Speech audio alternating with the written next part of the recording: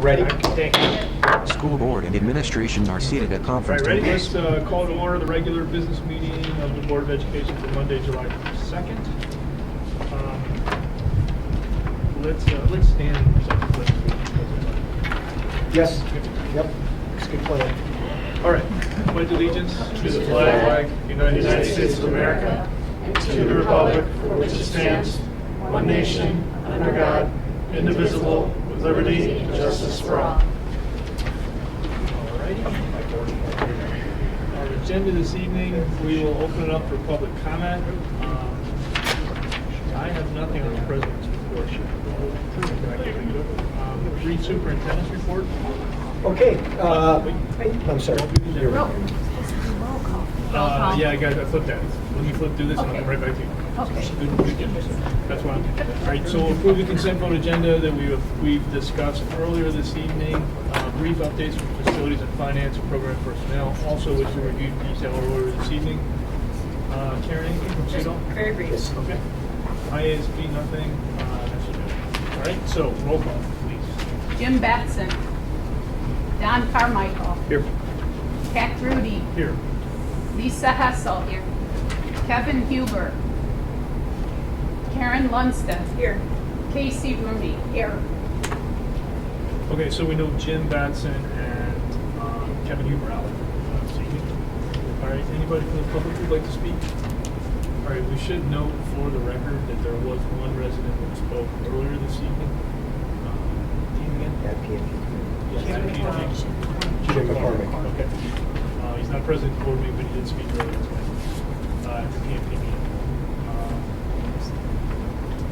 And if there's anybody else who wants to speak? No? Okay. Nothing on the president's report, superintendent. Okay, Pat, good evening. This evening we have several pieces of good news, even in the summer, which is always great news. LHS 2019 graduate Molly Grayton was named to Crane Chicago Business Tech 50 for 2019. She was selected for her work as a co-founder of GirlCon. Cool. VHHS students received honors at the National FBLA Conference held in San Antonio, Texas earlier this month. The team of Tyler Kading and Ben Goroshenko placed third in sports and entertainment management. The trio of Mira Singh, Ben Thomas, and Julie Lee placed seventh in management information systems. And the team of Ben Froman and Ryan Ellis placed ninth in 3D animation. The following D128 students were selected to be part of the 2020 All-State production of Ada. From LHS, Rachel Erdman, cast member, Albert Sterner, cast member, Jason Sakili, cast member, Noah Kublank Orchestra, Sarah D'Onofrio Orchestra, Mara Gavrilovic, crew, and from VHHS, Mackenzie Furlet, cast, and Sarah Gluck, cast. The show will be a part of the 45th Annual Illinois High School Theater Festival to be held January 9th through 11th, 2020 at Illinois State University in Normal. So congratulations to all of our students.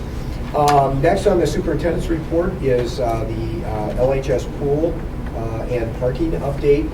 And I'll just do this briefly, and Mark, unless you want to take a shot at it, but essentially we've had several status updates. The board did a tour, and any members of the public who are interested did a tour of the new LHS pool tonight, the old LHS pool, and the start of the process there in the outside development around the pool.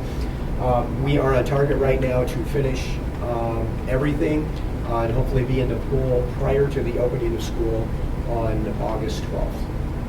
Anything the two of you want to add? Nope. Brett? Good. Rita? Good? Okay, we're good. Any other questions from the board on that? Okay, the board, we had extensive conversation on this at the Facilities and Finance Committee meeting earlier. LHS and VHHS additions and renovations update. Mark, anything to add with VHHS? Everything we discussed, we are on schedule presently in the cafeteria area. We are a little behind in the out in the classroom area and the gym addition due to some permitting with sewer and water, but we are confident we can make up the time. Things are moving forward. We are making good progress over here at the LHS old pool renovation. We are on schedule with that. The majority of the heavy demolition has been completed, and the rest of it will be completed before school opens on August 12th. Does anybody know, has the parking lottery taken place, or did all the seniors get what they need? Tom communicated with us today and said they believe that all the seniors who wanted to park on lot will be able to park this year, and that is largely due to continued high number of students who are carpooling.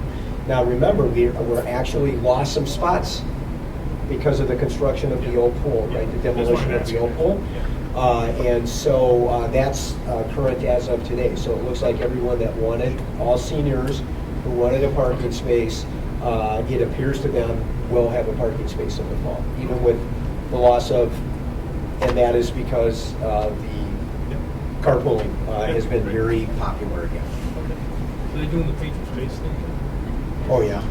Yeah. That'll be cool. That's always We should recognize them. Okay. Yeah, we could do that. All right. Okay, anything else on additions? Okay. And as always, we'd like to remind the public that the board does the yeoman's share of its work at our 2 committee meetings, program and personnel, and then facilities and finance. So the board has already had very detailed, deliberate discussions on a number of things that they will address tonight, and particular vote on in committee. So we always welcome you to come and be a part of that process and watch the board work. Okay, next on superintendent's report tonight is donation acknowledgement. And we'd like to acknowledge receipt of donation from Mr. Craig Baumgars in June of 2019 of a replica half-scale primate hominid skull set to the Vernon Hills High School Science Department. And the donation will be acknowledged at our meeting tonight. And we just want to thank Craig, as a longtime employee of the district, longtime teacher in the district, for giving back to the district. And I'm pretty sure that that is a donation that Don would have really appreciated, right, in the science realm, right? I understand its meaning. Yes, for sure, absolutely. And next, Pat, from the superintendent tonight, our FOIA requests. We had 2 FOIA requests this month. FOIA requests received 6/19/2009. Response deadline was 6/26/2019. The requester was Jack Caniff, business agent, Iron Workers, Local 73, 2525 West Lexington in Broadview, Illinois. Information requested: certified payroll and contract information for temporary fence installed at Vernon Hills High School located at 145 Lakeview Parkway. Gilbane is the general contractor. Follow-up was done by Dan Stanley and Carol Scoden. The response date was 6/26/2019, and the time spent on the response was approximately 30 minutes. The second FOIA request received was on 7/1/2019. The response deadline was 7/9/2019. Requester, again, was Jack Caniff, business agent from Iron Workers, Local 63, 2525 West Lexington in Broadview. Information requested: certified payroll and contract information for the temporary fence installed at Libertyville High School located at 708 West Park Avenue, Libertyville. Follow-up: Dan Stanley, Carol Scoden. Response date 7/8/2019. The time spent 10 minutes on the response. And Pat, unless there are any other questions for the superintendent this evening, the superintendent's report is concluded. Thank you very much. All right, consent vote agenda is listed. We reviewed it earlier tonight. Committee, can I ask for a motion to approve the consent vote as listed, agenda as listed? I second. Any discussion? All right, roll call, please. Carmichael, Aye. Grudy, Aye. Hessel, Aye. Lundstedt. Aye. Rooney. Aye. Okay, motion carries. Next, Facilities and Finance Committee. I'll cover that for Kevin. Just one motion for rental labor rates. All right, so the rental labor updates have been updated for next year, right? Correct. Largely based on either the change in the rates that the people actually paid or an adjustment based on CPI. And the details of that are provided back to you earlier tonight. Can I ask for a motion to approve the rental labor rates for fiscal year 2020 as So moved. There's a second. Second. Any discussion? Roll call, please. Grudy. Aye. Hessel. Aye. Lundstedt. Aye. Rooney. Aye. Carmichael. Aye. All right, motion carries. Program and Personnel Committee, I'll represent Batson. Was that? Busy tonight. Makes up for the one where I didn't put that. Item A, Security Consulting Services. Brian, you want to briefly? So we received, we are looking to have an outside consulting service come into both Libertyville and Vernon Hills High School to look at our current security measures in place, including procedures and our hardwares that are in place. We looked at 4 companies. Only 3 of them were able to give us a price. One, just due to the high volume, was not able to have their services available for this year. So our hope is to have this contract approved and have Facility Engineering Associates come and work with our people in the buildings and look at our security. So we'd like to have the board approve the contract for FEA. And that's in the amount of $7,000. 7,500. So $7,750. I move to approve the contract with Security Consulting Services, Facility Engineering Associates for $7,750. Second. All right, any discussion? I'll just mention, we discussed it earlier, high priority on these security issues, and also member Batson has firsthand experience working with this particular firm and how they recommend it, so always good discussion. Any further discussion? Roll call, please. Hessel. Aye. Lundstedt. Aye. Rooney. Aye. Carmichael. Aye. Grudy. Aye. All right, motion carries. Next, video interviews for D128 applicants.